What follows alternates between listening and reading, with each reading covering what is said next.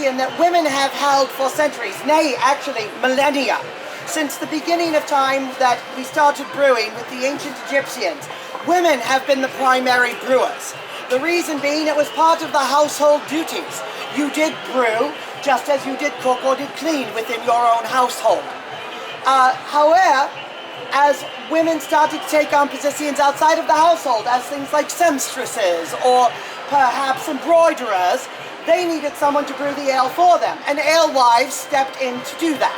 We started brewing for our friends, our neighbors, and then with the rise of the middling class, we started brewing and selling to places like taverns.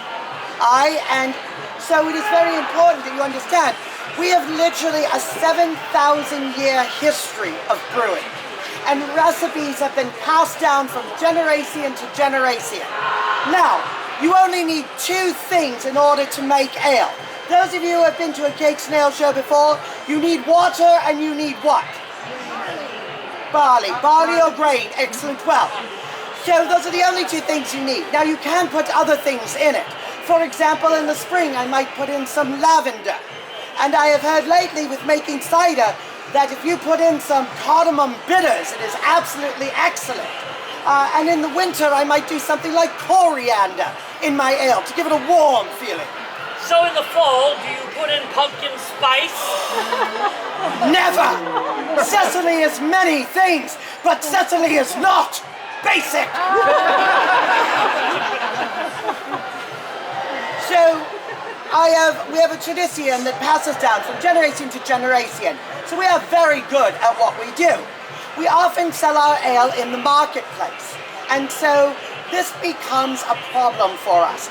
Because eventually men decide, wait, you can make money selling ale? It's not just for drinking at home anymore? And so they start to sell their ale in the marketplace. Good, my lord. Would you do me a favor and stand up? What is your name, sir? Chris. This is Chris. Master Chris. You see, Master Chris. See, if I want to sell ale to people back there, they're not going to see me because I'm shorter than Master Chris. Thank you very much. A round of applause for Master Chris, please. They are not going to see me because, like most women, most alewives are shorter than most men. So, alewives devised a way to get around this. We have our alewives hat. So now, when we go out into the marketplace, we have this nice tall point that people will see, and they will see me, and they will come and get my ale from me.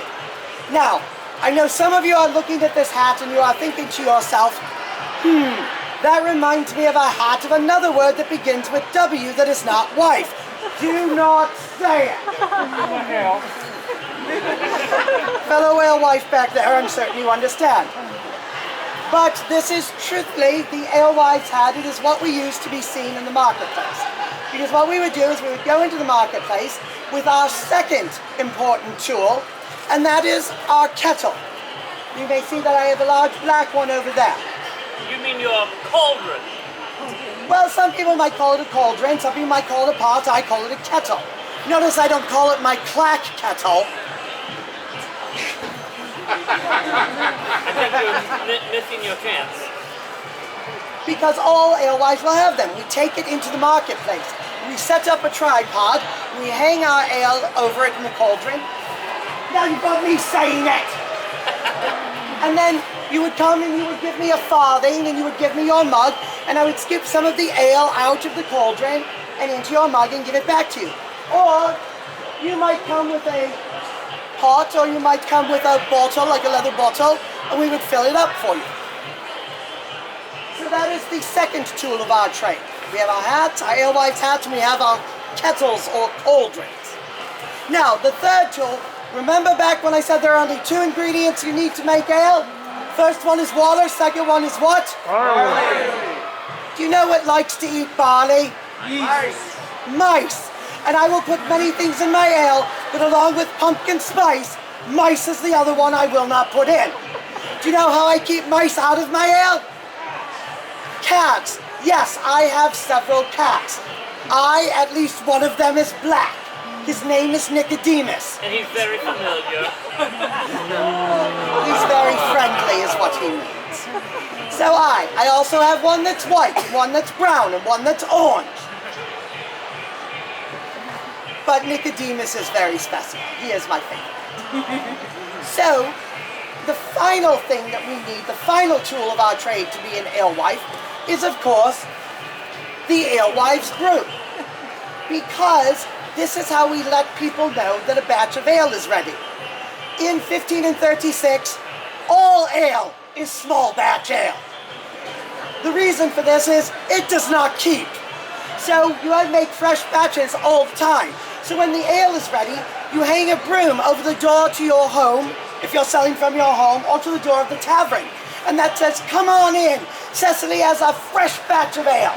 And maybe it's got something different in it this time, like perhaps some nutmeg or some cinnamon or such.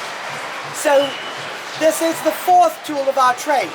Now, many of you may associate cauldrons and caps and brooms and hats with that other W word.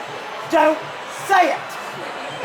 But these are all actually the tools of the alewife. So, Mr. Cecily, what you're saying is, you're not a witch, you're a wife!